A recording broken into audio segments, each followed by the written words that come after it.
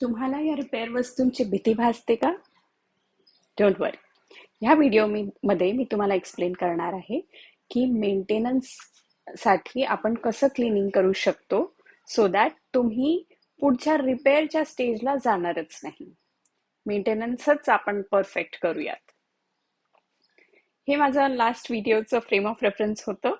जर तुम्ही बघितला नसेल तर मी कॉमेंट्स आणि डिस्क्रिप्शन मध्ये या व्हिडिओची लिंक टाकेल सो दॅट तुम्हाला डीपमध्ये कळेल. चला तर आपण चालू करूया. आजचं आपलं फ्रेम ऑफ रेफरन्स आहे फिजिक्स, केमिस्ट्री आणि बायोलॉजी. ह्या तिघांचं नॉलेज तुम्ही कसं यूज कराल सो दॅट तुमची तोंडातली क्लिनिंग परफेक्ट होईल. जी पण फिजिकल क्लिनिंग तुम्ही तोंडातली कराल ते तुम्हाला तुमच्या तोंडातले हार्मफुल बॅक्टेरियाला त्यांच्यापासून कसं सुटका घ्यावी याच्यावरती शिकवणार आहे. आणि जे पण तुम्ही तोंडातलं केमिकल क्लिनिंग कराल ते बेसिकली तुमच्या हार्मफुल बॅक्टेरियाजला थोडं थोडं इरिटेट करत जाईल सो दॅट ते out of irritation give up करून टाकतील. नेक्स्ट आहे बायोलॉजिकल क्लिनिंग. तुम्ही जी पण बायोलॉजिकल क्लिनिंग कराल त्याच्यासाठी जे पण मेथड यूज कराल ते तुमच्या ओरल स्कॅव्हेंजर्सला हेल्प करेल सो दॅट ओरल स्कॅव्हेंजर्स तुमच्यासाठी प्रोटेक्शनचं काम करेल. ऑसम ना? सो नेक्स्ट आपण आता येऊया एक्झाम्पल्स वरती. कोणत्या पद्धतीने क्लिनिंग केली जाऊ शकते. तर ते सर्वात पहिलं जे आहे ते म्हणतात बॅलन्स डाएट. एक बॅलन्स डाएट जो आपल्यासाठी नरिशिंग राहील सर्वात अग्रस्थानावरती आहे तोंडातलं क्लिनिंग मेंटेन ठेवण्यासाठी. नेक्स्ट येतं गार्गल्स. काही तुम्ही खाल्लं लगेच गुळणा करून टाकायचा साध्या पाण्याने खाल्ल्याबरोबर. So that is the best practice. तुम्ही ओव्हरऑल लॉंग ड्युरेशनसाठी करू शकता तशी. नेक्स्ट आहे टंग स्क्रेपिंग. कॉपरचं टंग स्क्रेपर किंवा मेटलचं टंग स्क्रेपर काहीच नसेल तर साधा आपला स्टीलचा चमचा घेऊन टंगवरती स्क्रेप करून टाकायचं सो दॅट बॅक्टेरिया जे टंगवरती नायडस क्रिएट करतं ते निघून जातं. Harmful I would say, right. आणि मग दातांच्या मध्ये जे खाणं साठतं ते क्लीन करण्यासाठी आपण डेंटल फ्लॉस यूज करू शकतो. तो फ्लॉस थ्रेडचा असतो, वॅक्स्ड असतो किंवा काही मेडिकेटेड फ्लॉसेस पण असू शकतात. त्यांना हातावरती रोल करून असं दातांच्या मध्ये क्लीन केलं जातं. किंवा फ्लॉसचे होल्डर्स पण येतात. आणि तुम्ही वॉटर फ्लॉसर पण यूज करू शकतात. It is just a type of गुळणा बट इट इज त्या दातांच्या जवळ, एक्झॅक्टली खूप जवळ. म्हणजे जे पण तोंडातला गुळणा नॅचरली करतो तो फुल तोंडात फिरतो. तुम्ही मशीनने घेऊन फ्लश कराल तर ते त्या दाताच्या जवळ क्लिनिंग करेल. मग येतं अँटीबायोटिक्स अवॉइड करणे. जे तुम्हाला अँटीबायोटिक्स गरजेचे नाहीयेत. डेफिनेटली तुम्हाला जर डॉक्टरनी कोणत्या तरी गोष्टीसाठी अँटीबायोटिक्स लिहून दिलेले आहे तर ते डेफिनेटली काही कारणासाठीच असतील.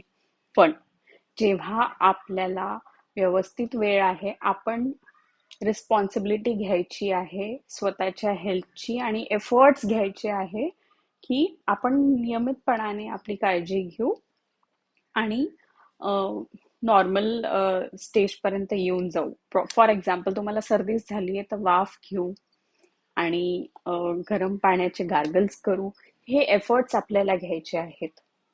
हे का मी म्हणून म्हणते, हे जे आपण अँटीबायोटिक्स घेतो ते तोंडातले युजफुल आणि नॉन युजफुल बॅक्टेरिया मधला जो बॅलन्स आहे ते बिघडवून टाकतात. आपल्या युजफुल बॅक्टेरियाजला आपल्यासाठी काम करण्यासाठी आपली प्लस आपल्या तोंडातल्या बाकीच्या युजफुल बॅक्टेरियाच्या कोऑपरेशनची गरज असते. आणि हे कोऑपरेशन आणि हे फुल स्ट्रक्चर एकत्र काम केल्याशिवाय ते आपल्यासाठी बेनिफिशियल राहू नाही शकत. त्यामुळे आपल्याला अननेसेसरी अँटीबायोटिक्स अवॉइड करायचे आहेत. नेक्स्ट आहे ऑइल पुलिंग. ऑइल घ्यायचं तोंडात, गुळणा करायचं आणि थुकून टाकायचं. ऑइल स्टिकी असतं, त्याची तोंडातली जी पण बारीक बारीक घाण असेल ती ऑइलला स्टिक होऊन जाईल आणि गुळणा करून तुम्ही त्याला फ्लश आउट करून टाकाल. पाणी तेवढं स्टिकी नसतं. मग नीमचे ट्विग्स घेऊन तुम्ही त्याला च्यू करू शकतात. ते तुम्हाला फिजिकली त्याचे फायबर्स क्लीन करतील आणि केमिकली त्याच्यात नीममध्ये जे पण मेडिसिनल क्वालिटीज असतात ते पण युजफुल राहतील. Yes, it has biological benefits as well. मग नेक्स्ट आहे regular visits to the dentist. पहा, डेंटिस्टनी तुमच्या तोंडात जर का काही फिलिंग्स वगैरे केलेले असतील किंवा काही डेंचर्स दिलेले असतील, हे कोणी बनवले? हे एका डेंटिस्टने बनवलेले आहे. जो जी वस्तू बनवतो त्याला ती मेंटेन कशी करायची हे जास्त बेटर माहिती असते. जस्ट फॉर एक्झाम्पल, तुम्ही एका एसीची किंवा कारची सर्व्हिसिंग म्हणा, त्या वस्तूशी रिलेटेड ज्याला जास्त नॉलेज आहे तो त्याची क्लिनिंग जास्त बेटर करू शकतो तुमच्यापेक्षा. त्यामुळे मधून मधून डेंटिस्टला विजिट करत राहायचे. आणि नेक्स्ट आहे avoid eating hard and sticky food. ह्याच्याने काय होतं, युजली मायक्रो फ्रॅक्चर्स येऊ शकतात आपल्या टूथच्या सर्वात वरच्या लेअरवरती. त्या मायक्रो फ्रॅक्चर्स मधनं ते बारीक बारीक बॅक्टेरिया येऊन तुम्हाला त्रास देऊ शकतात. सो हे एक जनरल इन्स्ट्रक्शन्स आहे, पण तुम्हाला जर कस्टमाइज करायचं असेल तर तुम्हाला तुमचं तुमचं चूज करावं लागेल. तुम्ही ह्या लिस्ट मधलं कोणतंही एक क्लिनिंगची पद्धत घ्या, पण ह्या डेफिनेटली फिजिक्स, केमिस्ट्री आणि बायोलॉजी मध्येच फॉल करतील. त्यामुळे या व्हिडिओचा फ्लो आहे की तुम्हाला यातनं जी गोष्ट बरोबर वाटत असेल ती चूज करा, माझ्या कॉमेंट्समध्ये त्याला डिक्लेअर करा, सो दॅट तुम्ही इन्स्पायर्ड राहाल आणि स्वतःच्या कन्व्हिनियन्ससाठी ॲक्शन घ्याल.